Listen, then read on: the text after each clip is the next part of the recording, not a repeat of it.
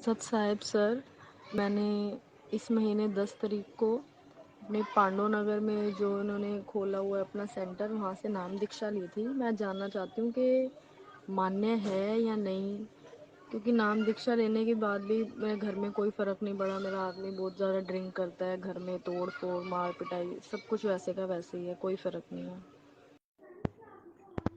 बंदी छोड़ सतगुरु रामपाल जी महाराज जी की जय हो। सत्साई बहन, नाम दीक्षा तब तक मान्य नहीं होती है जब तक कि आपके गुरु का आदेश ना हो।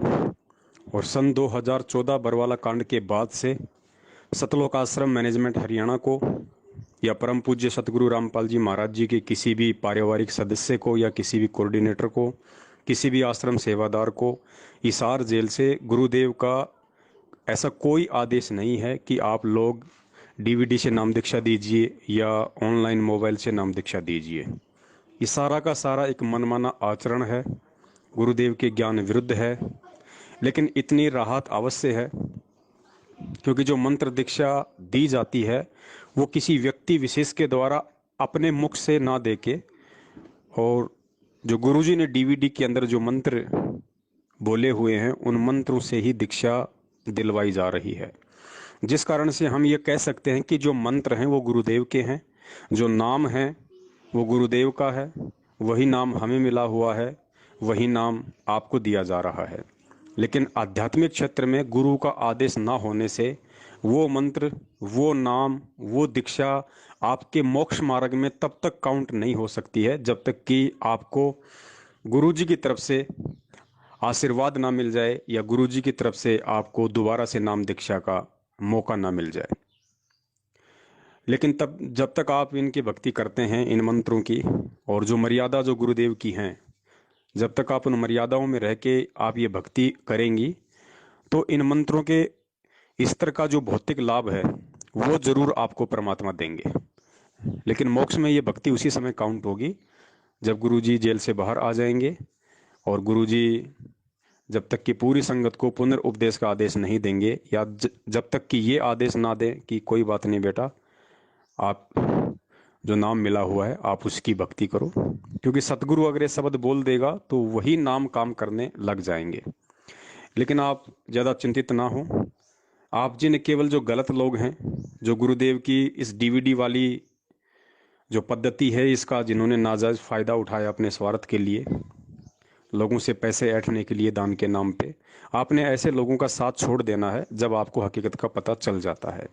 तो आज के बाद आपने सतलोक आश्रम मैनेजमेंट हरियाणा कोऑर्डिनेटर, नामदान संचालक या अन्य उस व्यक्ति का साथ बिल्कुल भी नहीं करना है, उसकी संगति बिल्कुल भी नहीं करनी है, उनके आदेश बिल्कुल भी फॉलो नहीं करने हैं जो लोग गुरुदेव के ज्ञान विरुद्ध चल रहे हैं।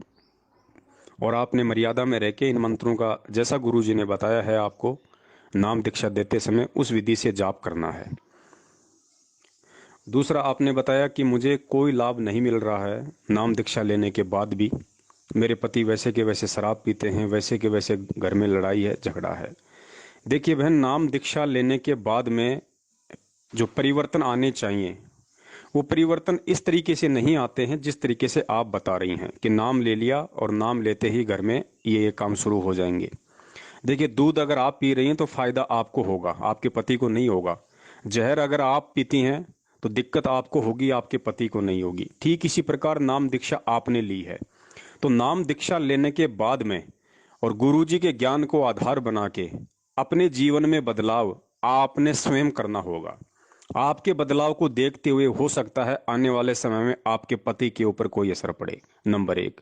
नंबर दो, जब आप अपने घर में भक्ति शुरू करती हैं, जब आप परमात्मा की ज्योत लगाती हैं, परमात्मा के सत्संग सुनती हैं, तीनों समय की आरती करती हैं, या अन्य समय में आपके घर में परमात्मा की वाणी या सत्संग चलते हैं, तो ये सूक्ष्म भक्ति है। आप भले ही चाहे कान में लीड लगा के, कान में ईयरफोन लगा के सत्संग सुनिए, कान में ईयरफोन लगा के भले आप जी परमात्मा के मंत्र जाप कीजिए, चाहे आप मन ही मन में मंत्र जाप कीजिए, ये सूक्ष्म भक्ति है। आपके परिवार के सदस्यों पे इसका असर जरूर पड़ेगा। लेकिन बहन, इसमें कुछ समय लगता है, इसमें कुछ समय लगता है, क्योंकि धीरे धीरे उन लोगों के जो प्रारब्ध के जो कर्म है वो कटने शुरू होते हैं। घर में भक्ति प्रवेश होते ही। लेकिन उसमें समय लगता है, उसमें डिपेंड करता है कि सामने वाले के कर्म थोड़े हैं या ज़्यादा हैं। क्योंकि कर्म भी बहुत प्रकार के होते हैं, एक सामान्य कर्म होते हैं, एक संचित कर्म होते हैं, एक प्रारब्ध के कर्म होते हैं, बहुत सारे जो है जिक्र किया है परमात्मा ने। तो आप ये ना सोचिए कि साहब नाम लिया, नाम लेते ही मेरे घर में बिल्कुल अचानक से सब कुछ चेंज हो जाए, सब कुछ बदलाव हो जाए। देखिए, अचानक से भी बदलाव होता है, लेकिन ये भी उस व्यक्ति के प्रारब्ध के जो संस्कार हैं, जो कर्म हैं, उनके ऊपर निर्भर करता है। तो सबसे पहले आप जी ने अगर भक्ति अपनाई है तो आप जी ज्ञान को आधार बनाइए, गुरुदेव के सत्संगों को गहराई से सुनिए, समझिए। क्योंकि भक्ति जो है वो घर में लड़ाई झगड़े दूर करवाने के लिए या छोटी मोटी समस्याओं से निजात पाने के लिए नहीं, बल्कि इस ज्ञान को समझ के अपने आत्म कल्याण के लिए ली जाती है, मोक्ष के लिए ली जाती है। कि भाई ये लड़ाई झगड़े परेशानियां तो हम असंख्य जन्मों से भोगते आ रहे हैं, और इस जन्म में भी यदि भोग लेंगे 10 15 20 30 साल तो कोई बड़ी बात नहीं है। कम से कम इस जन्म में अगर मोक्ष मिल गया तो इस बिना भक्ति के आने वाले असंख्य जन्मों में हम जो कष्ट उठाने वाले थे, कम से कम उनसे तो हम बच जाएंगे। और जब हम इतना ज्ञान को आधार हम बना लेंगे, इस भक्ति पे लगने के बाद इन छोटी मोटी चीज़ों से, छोटी मोटी परेशानियों से, लड़ाई झगड़ों से दुखी ना होकर ज्ञान आधार से ये सोचना हम शुरू कर देंगे, उस दिन फिर परमात्मा इन लड़ाई झगड़ों को भी धीरे धीरे धीरे धीरे अपनी समर्थता से वो कम कर देता है। क्योंकि परमेश्वर धरती पे है और परमात्मा कुछ भी करने में समर्थ है। वो किसी का भी भाग्य, किसी का भी प्रारब्ध चेंज करने में समर्थ है। तो बहन जी, आपने इस प्रकार से सर्वप्रथम इस भक्ति को और इस ज्ञान को आधार बना के आगे बढ़ना है। भक्ति को आप कोई ताबीज समझ के या कोई जंत्र मंत्र समझ के इस्तेमाल ना करें कि नाम लेते ही ये ठीक हो जाएगा, नाम लेते ही वो ठीक हो जाएगा। ठीक है, आपने हो सकता है इंटरव्यू देखे होंगे जिनमें भगत भाई बहन कहते हैं कि हमें ये लाभ हो गया, हमें वो लाभ हो गया, लेकिन ये कहने वाले कितने हैं? और जिनको लाभ नहीं हो रहा उनकी संख्या इनसे भी ज़्यादा है। क्योंकि सब कुछ ही अपने कर्मों पर, अपने प्रारब्ध के ऊपर निर्भर करता है। तो हर स्थिति में बहन, आपने ज्ञान को आधार बना के ही भक्ति पे आगे बढ़ना होगा। कर्म भी तभी कटेंगे जब हम धीरे धीरे धीरे धीरे इस भक्ति को परवान चढ़ाएंगे। क्योंकि परमात्मा कहते हैं, धीरे धीरे रे मनवा धीरे सब कुछ होय, माली सींचे सो घड़ा समय आए फल होय। तो आप जिस सर्वप्रथम जो आपकी भक्ति में सबसे बड़ा बाधक है, सबसे बड़ा विनाशक है, वो सतलोक आश्रम मैनेजमेंट हरियाणा है। वो संस्था है, वो लोग हैं जिन्होंने आपको अपने स्वार्थ के लिए ये ऑनलाइन नाम दीक्षा दिलवाई है, या डीवीडी से किसी भी सेंटर पे आपने जो नाम दीक्षा ली है। वो लोग सबसे बड़े बाधक, सबसे बड़े रोड़े, सबसे बड़े अज्ञानी वर्तमान में इस भक्ति मार्ग में बने हुए हैं। तो आप उस परमात्मा से जुड़ी हैं, माध्यम चाहे कुछ भी बना हो, ये आपका अपना संस्कार था। लेकिन अब ज्ञान होने के बाद में आपने केवल गुरुदेव पर ही निर्भर होना है, गुरुदेव के ज्ञान पर ही डिपेंड होकर चलना है, सत्संगों पर ही आपने निर्भर होना है। अन्य किसी भी व्यक्ति पे निर्भर होना छोड़ दीजिए।